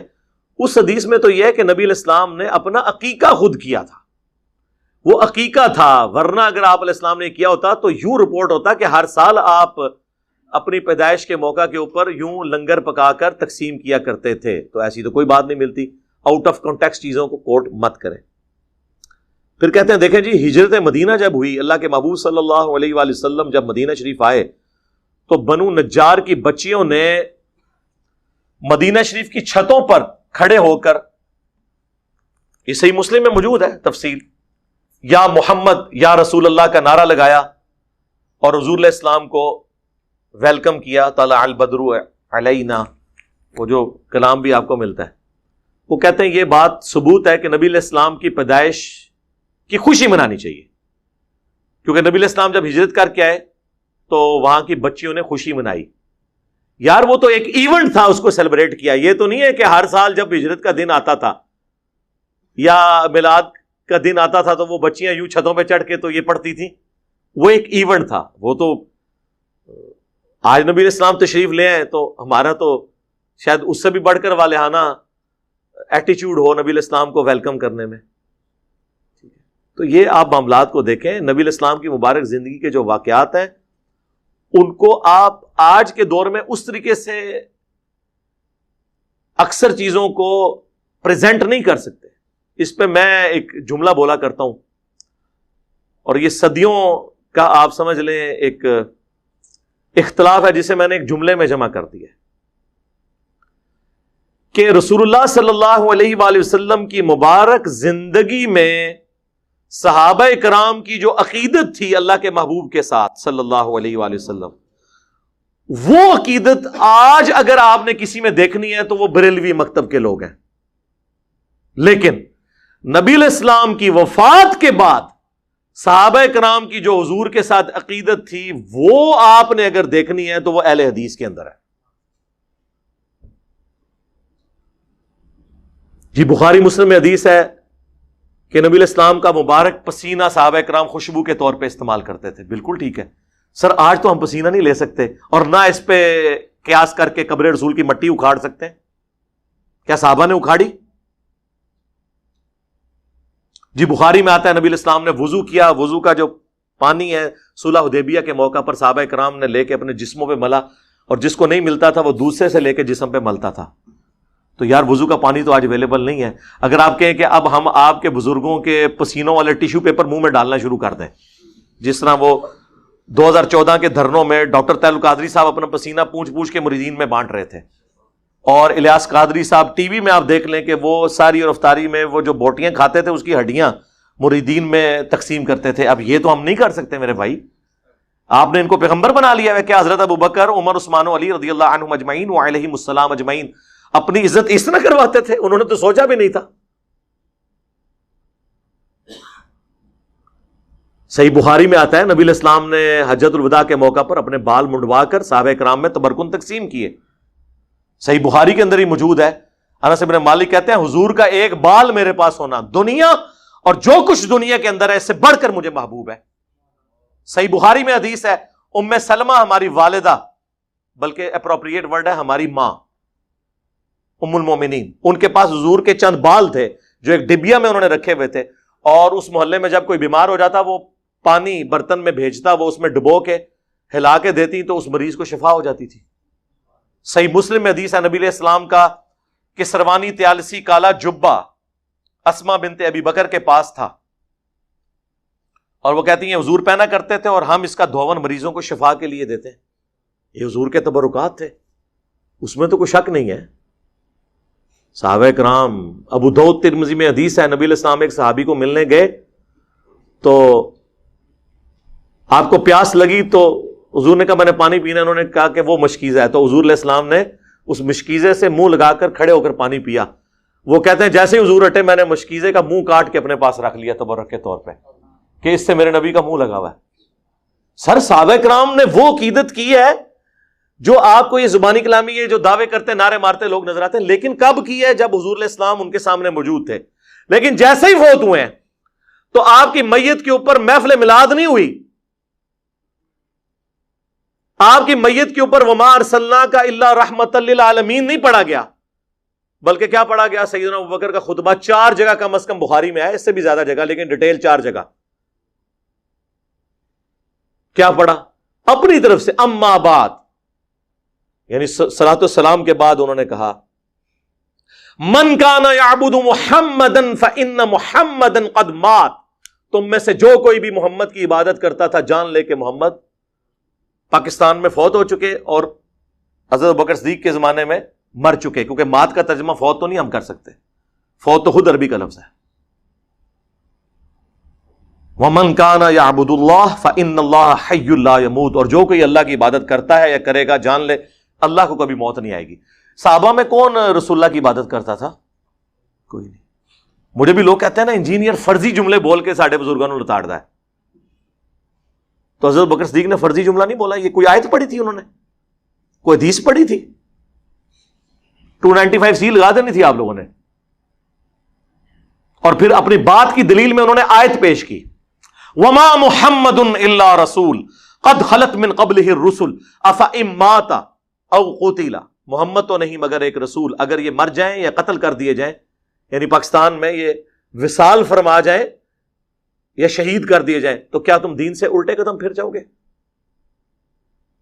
اور پھر آپ نے تلاوت کیا انک میت وانہم میتون, اے نبی تمہیں بھی مرنا ہے تمہارے مخالفین کو بھی مرنا ہے. تو میں کہتا ہوں رسول اللہ کی کامیابی ہے کہ آپ کی میت کے اوپر لوگ آپ کی تعریف کرنے کی بجائے توحید بیان کر رہے ہیں. یہ ہے امام الموحدین صلی اللہ علیہ وآلہ وسلم کی تربیت کا نتیجہ. ہر درخت اپنے پھل سے پہچانا جاتا ہے, تو صحابہ کرام کی تربیت یہ ہوئی بھی تھی. اس کے بعد کوئی عرس نہیں منایا, کوئی میلاد نہیں منایا. تو آپ اس چیز کو فرق کو سمجھیں. نبی علیہ السلام دنیا میں موجود ہوں, ہم ہر مسئلہ حضور کے پاس لے کے جائیں. بخاری مسلم میں آتا ہے بارش نہیں ہو رہی, صحابہ کرام حضور سے دعا کرواتے ہیں. صحیح بخاری میں آتا ہے کہ صحابی کی پنڈلی ٹوٹ گئی, نبی علیہ السلام نے مبارک ہاتھ پھیرا، وہ صحیح ہو گئی۔ بخاری مسلم میں آتا ہے کہ نبی علیہ السلام صلح حدیبیہ کے موقع پر جب پانی نہیں تھا، آپ کو پیالہ جمع کر کے دیا گیا، آپ نے مبارک انگلیاں اس میں داخل کی، 1500 صحابہ نے وضو کیا، اپنے جانوروں کو پلا لیا، تب بھی بچ گیا۔ اور جابر بن عبداللہ کہتے ہیں ہم 1,00,000 بھی ہوتے نا، پانی اس سے بھی زیادہ تھا۔ حضور کا معجزہ ظاہر ہوا۔ تو آج اگر حضور موجود ہو ہم، اور یہ میرا اپنا عقیدہ نہیں ہے، یہ حضرت عمر کا عقیدہ ہے، 1010 نمبر حدیث صحیح بخاری میں، انا کننا نتوسل الیک بنبینا صلی اللہ علیہ وآلہ وسلم، اے اللہ پہلے ہم تیرے نبی کو تیری بارگاہ میں پیش کیا کرتے تھے توسل کے طور پر، اب ہم تیرے نبی کے چچا کو لے کے آئے ہیں، تو ان کی دعا کی برکت سے بارش نازل فرما، تو بارش نازل ہو جاتی۔ قبر رسول پہ تو نہیں گئے۔ حالانکہ صحیح مسلم میں موجود ہے کہ ایک دفعہ سفر کے دوران جب اسی طریقے سے کھانے پینے کا مسئلہ بنا تو سیدنا عمر نے حضور سے کہا یا رسول اللہ آپ کو ہم تھوڑا سا جمع کر دیتے ہیں، آپ اس پہ برکت کی دعا فرمائیں۔ تو بڑی مشکل سے آدھا پیالہ جمع ہوا، حضور نے اس پہ برکت اپنی مبارک ہاتھ ڈالا تو سب لوگوں کو کفایت کر گیا۔ تو حضرت عمر یہ بھول گئے تھے، قبر رسول پہ جاتے کہتے یا رسول اللہ اپنا ہاتھ باہر نکالیں۔ آپ نے 500 سال بعد تو شیخ احمد رفاعی کے لیے نکالنا ہی ہے۔ شیخ زکریا کاندلوی نے فضائل حاج میں نقل کیا اور فضائل سنت میں الیاس قادری صاحب نے، تو میرے تو گھوڑوں کے قدموں کی خاک کو وہ لوگ نہیں پہنچ سکتے، تو یا رسول اللہ آپ اپنا ہاتھ مبارک باہر نکالیں۔ نا اس زمانے سے عقیدے یہ گلاں نہیں سن ہوندیاں، پرانیاں گلاں، پرانے عقیدے، پرانے بابے تے شاہی کوئی نہیں حضرت عمر کے مقابلے میں، میرے مقابلے میں نہیں۔ تو حضرت عمر کے لیے تو کوئی نہیں نکلی، تو مثالیں تو ہم نے وہاں سے ہی دینی ہیں۔ بھائی حضرت عمر کے لیے اگر ہاتھ نہیں نکلا تو بابے تے شاہی کوئی نہیں، جھوٹے واقعات۔ تو نبی علیہ السلام کی مبارک زندگی میں آپ کے ساتھ جو معاملات تھے وہ وفات کے بعد اس طریقے سے نہیں ہو سکتے، ورنہ تو میں نے کئی دفعہ کہا ہے کہ آپ لوگ جڑیں بنو، اکد مولوی دی لت پنو، روزہ شریف پہ ہم اسے لے جاتے ہیں، ٹھیک کروائیں۔ اور یار جب سقیفہ بنی ساعدہ کا ایشو ہوا، بخاری مسلم میں آتا ہے نبی علیہ السلام کی وفات کے بعد 6 مہینے تک مولا علی نے سیدنا ابوبکر کی بیعت نہیں کی۔ اس دوران کسی کو یہ وہم بھی نہیں آیا کہ جا کے قبر رسول سے جا کے پوچھ لیتے ہیں کہ آپ کا خلیفہ کون ہے آپ کے بعد۔ اس زمانے میں عقیدے نہیں ہوتے تھے۔ اما عائشہ 47 ایئرز تک رہی ہیں حجرہ عائشہ میں، کبھی انہوں نے دعویٰ نہیں کیا کہ میری حضور سے ملاقات ہوئی ہے، میں نے آپ کو فزیکلی دیکھ لیا۔ حتیٰ کہ جب جمل کے لیے نکلی ہیں اس وقت نہیں حضور نے کوئی آواز دی کہ عائشہ نہ جاؤ، وہ تو ہو پہ جا کے کتے جب بھونکے ہیں تو پھر آپ کو یہ ریئلائز ہوا کہ یہ تو غلط ہو گیا کام، ورنہ تو حضور نے تو نہیں روکا۔ اس زمانے میں یہ عقیدے ہوتے ہی نہیں تھے میرے بھائی، یہ چیزیں ایگزسٹ ہی نہیں کرتی تھیں، یہ سب کہانیاں انہوں نے بنائی ہوئی ہیں، اب نہیں بنے گی اللہ کے فضل سے، کیونکہ اب تو میڈیا کا دور ہے۔ وہ کہتے ہیں جی سیدہ آمنہ سلام اللہ علیہا نے خواب دیکھا تھا، بالکل جی موجود ہے، مسند احمد میں حدیث ہے، مشکات میں بھی ہے، دلائل النبوہ کے اندر بھی موجود ہے کہ نبی علیہ السلام نے فرمایا میں اس وقت بھی اللہ کے ہاں خاتم النبیین لکھا ہوا تھا جب آدم علیہ السلام ابھی مٹی اور پانی، روح اور جسم کے درمیان تھے، اللہ کے علم میں اس وقت بھی اللہ کا پیغمبر تھا۔ بالکل ایسا ہی ہے، میں دعائے ابراہیم ہوں، میں عیسیٰ کی بشارت ہوں، میں اپنی ماں کا وہ خواب ہوں جو انہوں نے پیدائش کے وقت دیکھا کہ ان کے لیے ایک نور ظاہر ہوا جس سے شام کے محلات بھی ان کے لیے روشن ہو گئے۔ یعنی آپ کو بتایا گیا کہ آپ سے جو بچہ پیدا ہوگا اس کی جو حکومت ہے بالآخر رومن امپائر کو بھی سپر سیڈ کر جائے گی، یہ دکھایا گیا۔ تو وہ کہتے ہیں پیدائش کے وقت یہ جو روشنی ظاہر ہوئی نا، اس سے میلاد کی لائٹنگ ثابت ہوتی ہے۔ سر یہ آج تک ثابت نہیں ہوئی تھی، آپ نے ثابت کی ہے، اس سے کیسے ثابت ہوگی میرے بھائی؟ تو نبی علیہ السلام پھر دیے جلاتے ہوں گے اپنی پیدائش کی خوشی میں، کو دکھائیں، پھر رہ کے ان کے پاس وہ رہ جاتا ہے۔ شاہ عبدالحق محدث دہلوی جی مدارج النبوہ میں انہوں نے لکھا ہے کہ حضرت جبرائیل علیہ السلام کو اللہ تعالیٰ نے 3 جھنڈے دے کر بھیجا ہے، ایک جھنڈا جو ہے وہ خانہ کعبہ کے اوپر، ایک رسول اللہ کے گھر کے اوپر، ایک بیت المقدس کے اوپر۔ اور کہانیاں نے پائی کوئی سند نہیں، سب جھوٹ ہے۔ بلکہ میں کہتا ہوں سب کانٹیننٹ میں سب سے زیادہ جس بندے نے یعنی اس قسم کے عقائد امت میں پھیلائے ہیں نا، ان میں سے ایک جو ہے عبدالحق محدث دہلوی ہے، المتوفی 1052 ہجری، اس کی کوئی اصل نہیں ہے، کہانی ہے، جو مرضی لکھتے رہے۔ وہ کہتے ہیں جی حضرت معاویہ رضی اللہ تعالیٰ عنہ نے بھی ایک دفعہ میلاد بنایا، ایک دفعہ۔ ہم کہتے ہیں کدھر؟ صحیح مسلم میں جی۔ اب آپ حیران ہوں گے کہ وہ چیز ہی کچھ اور تھی۔ میرا ایک یوٹیوب پہ کلپ بھی حضرت معاویہ کی فضیلت، اس فضیلت میں نے یہ حدیث بیان کی تھی کہ ان کی صحابیت جو ہے وہ ثابت ہے۔ وہ صحیح مسلم میں یہ حدیث ہے کہ حضرت معاویہ رضی اللہ تعالیٰ عنہ ایک دفعہ مسجد میں آئے تو انہوں نے صحابہ کرام کو ایک حلقے میں دیکھا کہ وہ بیٹھے ہوئے ہیں اور آپس میں گفتگو کر رہے ہیں۔ تو ظاہر ہے کہ وہ آج کل کے لوگ تو نہیں تھے نا کہ وہ یہ ڈسکس کر رہے ہوں کہ پٹرول اتنا مہنگا ہو گیا تو گھی اتنا چڑھ گیا۔ وہ تو زہد والی زندگی گزارنے والے لوگ تھے۔ تو حضرت معاویہ جب آئے نا تو انہوں نے ان سے کہا کہ تم لوگ کیا کر رہے ہو؟ انہوں نے کہا کہ ہم اللہ کا شکر ادا کر رہے ہیں کہ جس اللہ نے ہمیں ہدایت دی قرآن کے ذریعے، اپنے محبوب صلی اللہ علیہ وآلہ وسلم کے ذریعے، ہم تو جاہلیت کی زندگی گزار رہے تھے۔ تو حضرت معاویہ نے کہا کہ قسم اٹھاؤ کہ تم یہی باتیں کر رہے تھے۔ انہوں نے کہا اللہ کی قسم ہم یہی باتیں کر رہے تھے۔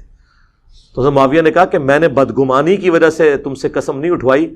ایک دفعہ ہم بھی مسجد میں بیٹھے ہوئے تھے، نبی علیہ السلام یوں ہی تشریف لائے اور ہم سے پوچھا تم کیا کر رہے ہو، تو ہم نے یہی جواب دیا جو تم نے دیا۔ تو حضور نے پھر ہم سے بھی قسم اٹھوائی۔ تو معاویہ نے کہا کہ اگرچہ میں سب سے کم حدیثیں بیان کرتا ہوں، ظاہر ہے بالکل اینڈ پہ جو مسلمان ہوئے تھے، لیکن یہ حدیث مجھے یاد ہے۔ تو جب حضور نے قسم اٹھائی تو پھر آپ نے فرمایا کہ ابھی ابھی مجھے جبرائیل علیہ السلام نے خبر دی ہے کہ اللہ تمہاری وجہ سے فرشتوں کے سامنے فخر فرما رہا ہے، کہ فرشتوں نے کہا تھا نا کہ یہ قتل و غارت کرے گا، تو اللہ تعالیٰ فرشتوں سے کہہ رہا ہے کہ یہ دیکھو یہ بھی تو جانثار لوگ ہیں جنہوں نے میرے نبی کی دعوت پہ لبیک کہا ہے۔ اس سے وہ کہتے ہیں میلاد ثابت ہو گیا۔ دیکھیں وہ مسجد میں بیٹھ کے یہ بات کر رہے تھے کہ اللہ نے ہمیں ہدایت دی، اور یہ وہ لوگ بات کر رہے ہیں جو ایاک نعبد و ایاک نستعین کا ٹیسٹ ہی پاس نہیں کرتے، بابوں کو پکارتے ہیں۔ تو انہوں کتوں ہدایت ملی قرآن؟ تو نماز میں یہ پڑھتے ہو باہر نکل کے کوئی بابا نہیں چھوڑتے، کوئی بزرگ نہیں چھوڑتے جسے تم مدد کے لیے نہ پکارو، تو تمہیں کہاں سے ہدایت مل گئی؟ اس میں میلاد کا کہیں ذکر نہیں ہے، ایون نبی علیہ السلام کا بھی ذکر اس میں نہیں ہے کہ وہ یہ کہہ رہے ہوں کہ نبی علیہ السلام ہم میں آئے۔ وہ تو میں نے آپ کو ایکسپلینیشن کے طور پہ بتایا، ورنہ وہ بھی ہوتا تو یہ کہتے کہ پیدائش کی خوشی منا رہے تھے، اس میں ہے کہ اللہ نے ہمیں ہدایت دی، ظاہر نبی علیہ السلام کے ذریعے دی، لیکن حضور کی پیدائش کا میلاد نہیں وہ منا رہے تھے۔ ڈاکٹر طاہر القادری صاحب نے اس سے میلاد شریف ثابت کر دیا۔ اب عقل کا تو کوئی علاج نہیں اس طرح کی اگر کسی میں ہو۔ پھر کہتے ہیں جی وہ امام ابن تیمیہ نے بھی تو اقتداء الصراط المستقیم میں لکھا ہے کہ میلاد منانا اگرچہ بدعت ہے لیکن چونکہ اس کے پیچھے حسن نیت ہے لہذا ثواب ملے گا۔ تو اگر یہ بدعت ہی صحیح لیکن ہماری نیت تو عشق رسول کی ہے، اس میں ثواب ملے گا۔ بھائی ابن تیمیہ کوئی صحابی ہیں، تابعی ہیں، کوئی اہل البیت سے ہیں، وہ ایک مولوی ہیں 800 سے 700 سال پہلے، ان کی دوس ہمیں لگائیں گے آپ؟ 728 ہجری میں ایک بندہ فوت ہوا ہے، اس کی قرون اولیٰ میں سے بھی نہیں ہے۔ تو میں نے تو بہت پہلے اس کا رد کیا تھا کہ اس کی بات غلط ہے، ورنہ تو کل کو کوئی کہے گا کہ 10 محرم پہ ہم جو کچھ کر رہے ہیں، خرافات، جھولے، ماتم، زنجیر زنی، گھوڑے کے نیچے سے گزرنا، یہ جتنی بدعات ہیں یہ ہم اہل بیت کی محبت میں کر رہے ہیں، اگرچہ ہے تو بدعت لیکن اس میں ثواب ملے گا۔ اور بھائی بدعت پہ ثواب کی بشارت نہیں ہوتی ہے۔ تو میں نے ابن تیمیہ کی انجینئرنگ بہت پہلے کی تھی اس حوالے سے، میں آج اس کو ٹاپک کو سکپ کرتا ہوں، ہمیں کسی کے کوئی دھونس نہ لگائے۔ اور بھائی جب ہم قرآن و سنت کی روشنی میں حضرت معاویہ رضی اللہ تعالیٰ عنہ، حضرت عمر بن عاص رضی اللہ تعالیٰ عنہ، حضرت مغیرہ ابن شعبہ رضی اللہ تعالیٰ عنہ سے اختلاف کر سکتے ہیں تو بابت شیعی کوئی نہیں، چاہے وہ بابا ابن تیمیہ ہوں، چاہے بابا اعلی حضرت ہوں، چاہے بابا اشرف علی تھانوی ہوں۔ تو علم کی دنیا ہے، علم کی دنیا میں پھر کرائٹیریا ایک ہی ہوتا ہے۔ اس کے بعد جو سب سے زیادہ ایک سوال ہوتا ہے نا، وہ کہتے ہیں دیکھیں جی آپ دیکھیں 12 ربیع الاول کا دن ہے، 2 گھر ہیں، ایک گھر میں حضور کی پیدائش کی خوشی منائی جا رہی ہے، دوسرے گھر میں جو ٹی وی لگا ہوا ہے، یا بچے جو ہیں وہ گیمیں کھیل رہے ہیں، 12 ربیع الاول کی چھٹی کو سیلیبریٹ کر رہے ہیں۔ بتائیں کون عاشق رسول ہے دونوں میں سے؟ اب اگر آپ اس طریقے سے بنیاد بنائیں گے لاجک کی بنیاد پہ، منطق جو زیادہ تر ہمارے اہل تشیع اور بریلوی حضرات لے کے چلتے ہیں، تو پھر سر اس کی تو کوئی اینڈ نہیں ہوگی. کل کو تو پھر ہم آپ سے یہ کہیں گے کہ ایک طرف آدم علیہ السلام ہے جنہیں فرشتوں نے سجدہ کیا انکلوڈنگ جبرائیل علیہ السلام، اور دوسری طرف ہمارے نبی علیہ السلام ہے، تو ہم انہیں سجدہ نہ کریں؟ لاجیکلی تو کرنا چاہیے. لیکن ابو داؤد میں حدیث ہے، سنن ابن ماجہ میں بھی ایک صحابی نے سجدہ کیا، آپ نے کہا سر اٹھا کیا کر رہا ہے؟ ان کا یا رسول اللہ ہیرا نامی شہر میں گیا تھا، وہاں لوگ اپنے سردار کو سجدہ کرتے ہیں، تو میں نے بہتر سمجھا کہ آپ کو سجدہ کروں. آپ نے فرمایا جب میں فوت ہو جاؤں گا تم میری قبر سے گزرو گے، کیا میری قبر پہ بھی سجدہ کرو گے؟ ان کا نہیں یا رسول اللہ. تو فرمایا پھر مجھے کیوں سجدہ کر رہے ہو؟ اگر سجدہ میں جائز سمجھتا تو بیویوں سے کہتا کہ اپنے خامدوں کو سجدہ کریں اس حق کے سبب جو اللہ نے مقرر کیا ہے. تو حضور نے تو نہیں یہ کہا کہ عشق دے چلے نمبر لائے گے، عقل والے اونجے ہی عمرہ گالیاں کہتے ہیں نا جی، عشق کے چلے نمبر. او عشق دے چلے اتنے بھی میرے ہتھوں مارے گئے، اگوں اللہ دے ہتھوں مارے جان گے. ہاں عقل والے انما یتذکر اولو الالباب، نصیحت تو حاصل نہیں کرتے مگر عقل والے. یہ آپ نے کون سا دین بنا لیا؟ تو اس طریقے سے چیزوں کو نہیں پریزنٹ کیا جا سکتا. تو اس کی پھر میں ان کو پھکی دیتا ہوں کہ دیکھیں کہ 10 محرم کا دن ہے، ایک گھر میں مجلس ہو رہی ہے، لوگ چیخو پکار کر رہے ہیں، ماتم کر رہے ہیں، اہل بیت کے مصائب کو یاد کر کے رو رہے ہیں، اور دوسرے گھر کے اندر ٹی وی چلا ہوا ہے، بلکہ اس سے بھی بڑھ کر اعلیٰ حضرت کی کتاب رد الرافضہ رکھی ہوئی ہے جس میں شیعہ کو کافر ڈکلیئر کیا گیا ہے. ایک طرف اہل بیت کے غم میں لوگ رو رہے ہیں، یہ شیعہ کا گھر ہے، یہ بریلویوں کا گھر ہے. اب بتاؤ کہ عاشق اہل بیت کون ہے؟ تو کہیں گے نہیں، عشق اہل بیت کا یہ تقاضا نہیں ہے کہ اس طرح کی بدعت کی جائے. تو سر عشق رسول کا بھی یہ تقاضا نہیں کہ اس طرح کی بدعت کی جائے. پھکی کے بغیر، اینٹی وینم الزامی جواب کے بغیر بات سمجھ نہیں آتی. خود تو آپ بھی یہ سب کچھ کر رہے ہیں. اہل بیت کی محبت بھی ہمارے ایمان کا حصہ ہے. صحیح مسلم کی حدیث، علی سے محبت نہیں رکھے گا مگر مؤمن، علی سے بغض نہیں رکھے گا مگر منافق. المستدرک للحاکم میں 2 حدیثیں ہیں. اگر کوئی شخص پوری زندگی مقام ابراہیم اور حجر اسود کے درمیان کعبے کے سامنے نمازیں پڑھتا رہے اور روزانہ روزہ بھی رکھتا رہے، لیکن اس حال میں اللہ کو ملے قیامت کے دن کہ اس کے دل میں ہم اہل بیت کا بغض ہوا، تو اللہ اسے ضرور دوزخ میں داخل کرے گا. اللہم لا تجعلنا منہم اللہم اجرنا من النار. تو آ جاؤ پھر تم بھی عشق رسول کا اظہار کرو اس طریقے سے، عشق اہل بیت کا اظہار کرو پھر اس طریقے سے، تو آپ کے لیے خود مصیبت کھڑی ہو جائے گی. اور نہیں جی یہ جو کچھ ہم کر رہے ہیں منع تو کہیں نہیں نا. سر منع تو بہت کچھ نہیں ہے. جب یہ کہہ دیا کہ جو صحیح مسلم کی حدیث کے بدترین کام وہ ہیں جو دین میں نہیں داخل کر دیے جائیں اور وہ بدعتیں ہیں اور بدعتیں گمراہیاں ہیں، تو منع تو ہو گیا. پھر بھی اگر آپ کو سمجھنا ہے تو ہم آپ کو پھر ایک مثال دیتے ہیں کہ عید کی اذان کہاں پر منع کی گئی ہے. وہ کہتے ہیں نہیں بخاری مسلم میں حدیث ہے کہ نبی علیہ السلام عید کی اذان نہیں دیتے تھے. تو اس سے کیا فرق پڑتا ہے؟ منع تو نہیں نہ کی. اذان کوئی برا کام ہے. بخاری مسلم میں حدیث ہے اذان کی آواز سے شیطان جو ہے بھاگ جاتا ہے اور اس کی ہوا خارج ہو جاتی ہے. اور جن لوگوں نے صرف عید کی نماز پڑھنی ہوتی ہے تو عید کے دن تو اذان لازمی ہونی چاہیے، بلکہ 2 ہونی چاہیے. کہیں گے نہیں نبی علیہ السلام نے نہیں کیا. تو پھر ہم وہی سوال کریں گے کیا گناہ کا کام ہے؟ کہیں گے نہیں ہے تو ثواب کا کام ہے لیکن نبی علیہ السلام نے تعلیم نہیں فرمایا. تو سر بس یہی ہمارا جواب آپ کی میلاد کی ایکٹیویٹیز کے بارے میں ہے. آپ نے میلاد منانا ہے، صحیح مسلم 2750 فیہ ولدت وفیہ انزل علیہ، اس دن میں پیدا ہوا اور اسی دن مجھ پر پہلی دفعہ وحی نازل ہوئی. آپ روزہ رکھ کر منڈے والے دن ہر ہفتے ہر ویک میں منڈے کا روزہ رکھ کر میلاد منائیں، جشن میلاد بھی منائیں اور جشن قرآن بھی. اچھا میرے بھائیو، ایک سوال اس حوالے سے یہ بھی ہوتا ہے کہ کیا ہم 12 ربیع الاول کو عید میلاد النبی صلی اللہ علیہ وآلہ وسلم کہہ سکتے ہیں؟ تو اس حوالے سے بھی میرا موقف ذرا ڈھیلا ہے. اگر کوئی شخص لغت کے معنوں میں اسے عید بول لے تو اس میں کوئی حرج والی بات نہیں ہے. دیکھیں بخاری اور مسلم دونوں میں ایک حدیث ہے کہ ایک یہودی سیدنا عمر فاروق رضی اللہ تعالیٰ عنہ کے پاس آ کر کہتا ہے کہ آپ کی کتاب میں ایک آیت ایسی ہے کہ اگر ہم یہودیوں پر نازل ہوتی تو ہم اس دن کو عید کا دن بنا لیتے. تو آپ نے پوچھا کون سی آیت؟ تو اس نے کہا الیوم اکملت لکم دینکم واتممت علیکم نعمتی وَرَضِيتُ لَكُمُ الْإِسْلَامَ دِينًا، یعنی آج کے دن ہم نے تمہارا دین تم پہ مکمل کیا اور اپنی نعمت تم پر تمام کر دی اور اسلام کو ایز اے ریلیجن تمہارے لیے پسند کیا۔ تو سیدنا عمر نے بڑا انٹلیکچوئل جواب دیا، انہوں نے فرمایا کہ ہمیں خوب معلوم ہے کہ یہ آیت کس موقع پر نازل ہوئی۔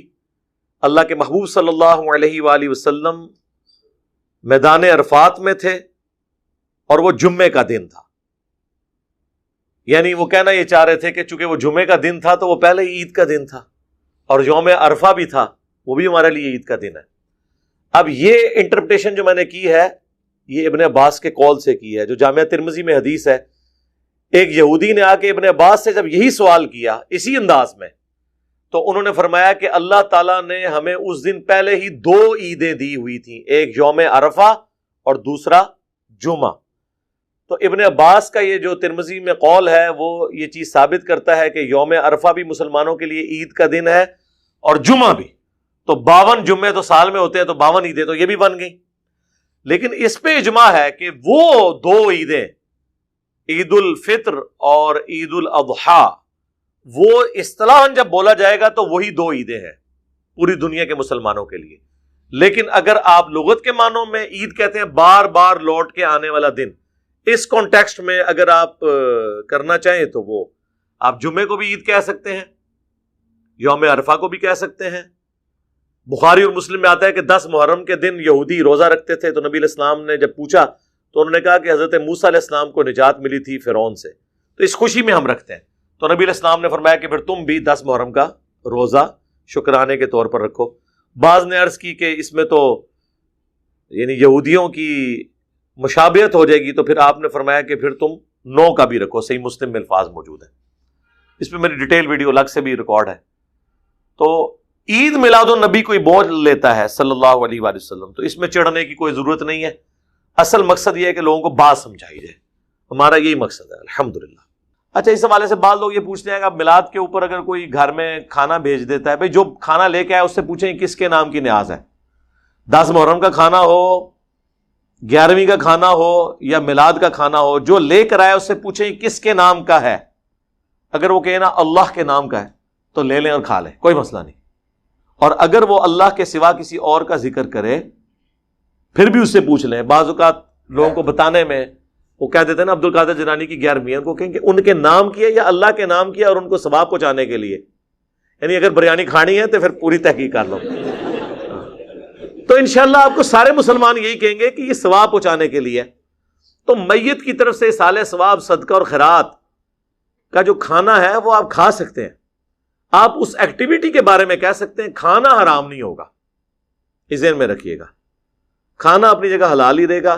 یہ کرنا کہ کھانا لے کے اوپر کبوں کو ڈال دینا یا نہ لینا، غصے کا اظہار کرنا، اس طرح کرنے سے میرے بھائی کوئی تبلیغ نہیں ہونی ہے۔ یہ تبلیغ کا اچھا موقع ہے، کوئی لے کے آ جائے تو اس سے پوچھیں بیٹا یہ کس کے نام کا ہے، اس کو کم از کم تبلیغ کریں اللہ کے نام کا ہے۔ یہ تو بریلوی، دیوبندی، اہل حدیث، شیعہ سارے ہی مانتے ہیں کہ اللہ کے سوا کسی اور کے نام کا کھانا نظر نیاز منع ہے، اس پہ تو کوئی دوسری رائے ہی نہیں ہے۔ وہ تو کہتے ہیں ہم اصالہ ثواب کے لیے کرتے ہیں۔ لیکن اگر اصالہ ثواب کے ساتھ کسی کا یہ جڑ گیا ہے کہ ہم اگر 11ویں کے موقع پر داتا دربار کے اوپر دودھ نہیں چڑھائیں گے تو ہماری بھینسیں دودھ دینا چھوڑ دیں گی، تو سر یہ تو پھر بہت آگے بات چلے گی نا۔ ایسے لوگوں کو تو کہنا چاہیے کہ میرے بھائی آپ تجدید ایمان کریں، آپ کا کیا عقیدہ ہے؟ اگر اسی بنیاد پہ آپ نے دودھ ماننا ہے، میرے کہنے پہ آپ نہ دودھ دو، بھینسیں انشاءاللہ دودھ دیتی رہیں گی۔ باقی وہ جب بھینسوں نے جس پیریڈ آف ٹائم میں دودھ نہیں دینا ہوتا اس میں تو انہوں نے نہیں دینا۔ کوئی لے جاؤ نا اس طرح کی بھینس جڑی بولی تے آئی ہے، انہوں داتا دربار پھیرو تو دودھ صحیح دے تو پھر منیے نا۔ آپ جائیں آسٹریلیا میں دیکھیں، نیوزی لینڈ میں دیکھیں، ایک شکل کی بکریاں، ایک شکل کی گائیں یوٹیوب پہ ویڈیوز رکھی ہوئی ہیں، کتنا کتنا دودھ دے رہی ہیں۔ آپ کے سارے بزرگ مل کے بھی ایک بھینس سے اتنا دودھ نہیں نکال سکتے جتنا وہ نکال رہے ہیں، تو انہوں نے کیوں نہیں بزرگ مند ہے؟ اتنی اتنی خوبصورت گائے بھینسیں، یہ ایک ٹیکنالوجی ہے اللہ تعالیٰ نے انسان کو طے کروا دی ہے۔ دنیا بقدر ایفرٹ ہے، جو کوشش کرے گا اس کو ملے گا۔ تو میں نے کوشش کی ہے کہ اس حوالے سے جتنی باتیں بھی ربیع الاول کے حوالے سے پوچھی جاتی ہیں، میلاد کے حوالے سے، ان کو بیان کر دوں۔ باقی میں کبھی بھی ہارڈ سٹانس نہیں لیتا کیونکہ آپ یہ ذہن میں رکھیے گا کہ آپ جس ملک میں رہ رہے ہیں وہاں پر صدیوں سے ان چیزوں کو نبی علیہ السلام کے ساتھ عقیدت کے ساتھ لوگوں نے جوڑا ہوا ہے. لہٰذا کوئی یہ حرکت نہ کرے کہ کوئی میلاد کا جھنڈا پھاڑ دے, کوئی ضرورت نہیں ہے. کہیں پہ لائٹنگ ہوئی ہے اس کو خراب کر دیں, کوئی ضرورت نہیں. میں آپ کو اپنا بتاؤں, جب میرے بچے چھوٹے چھوٹے تھے نا تو میلاد کے ظاہرہ مہینے میں تو پورا کلچر ہے سب کانٹیننٹ کا. آپ کیا بچوں کو لائٹنگ کرنے سے, جھنڈیاں لگانے سے روک سکتے ہیں؟ مجھے بتائیں. تو میں خود انہیں پیسے دیتا تھا, وہ ظاہر پیسے مانگتے تھے کہ ہم نے بھی جھنڈیاں لگانی ہے. میں کہتا ٹھیک ہے لگا لو, لیکن اب جب تھوڑا سا استعمال ہے, میں نے انہیں منع نہیں کیا. وہ خود ہی پوچھتے ہیں کہ بابا یہ, اب ظاہر ہے وہ جب بندہ ویڈیوز دیکھتا ہے اس کو آئیڈیا ہوتا ہے کہ نبی الاسلام نے, صحابہ نے یہ کام کیا. نہیں, اب اس دفعہ میلاد آیا ہے تو اب انہوں نے کوئی ڈیمانڈ نہیں کی ہے کہ ہم نے لگانا ہے نہیں لگانا, خود بخود.